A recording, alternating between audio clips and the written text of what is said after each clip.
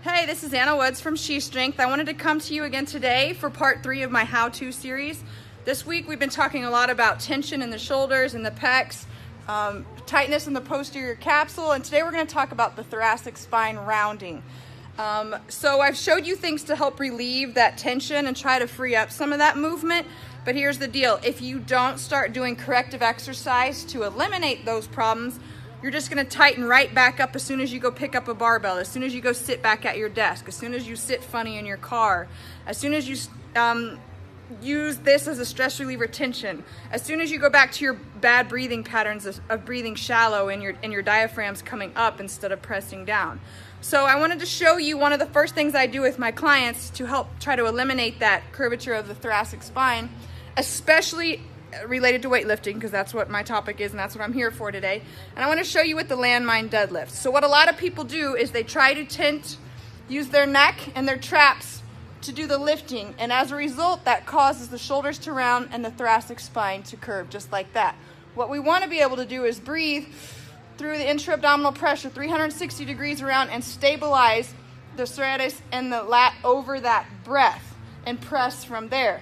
So that's the first movement, is learning to press from a grounded core stability position. The second thing is learning how to get into a position so that we don't go here.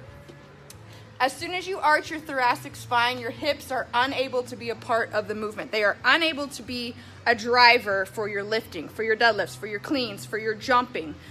Your thoracic spine's acting as your hips, as opposed to your hips doing the movement here. So let me show you an example really quick.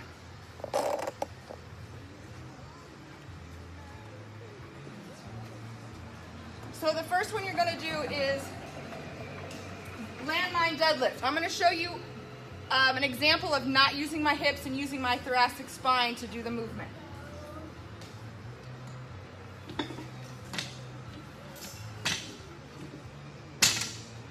As you can see, as I'm pulling up with my thoracic spine curved, I am not able to bring my hips through. So what I'm going to show you next is how I'm elongating that thoracic spine, keeping the lumbar neutral and everything in a line from shoulder to hip, using the hips as a driver now instead of my thoracic spine.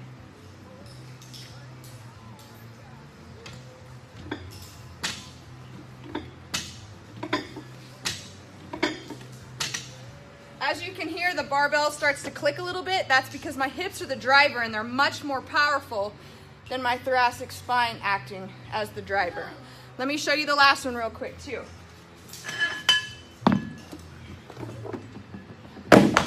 So the next position is a landmine press. I want to show you how people do it that have tension in their neck.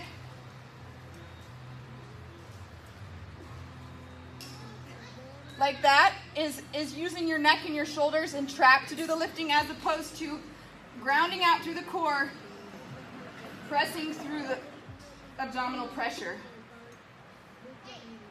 and allowing the scap to move like it's supposed to.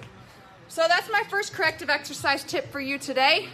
Learn how to let your hips be the drivers, not your thoracic spine. So continue doing the mobility exercises with the ball that I showed you the last 2 days. But now let's take it a step further and start changing our movement patterns so that we don't have to keep mashing out all these tight areas.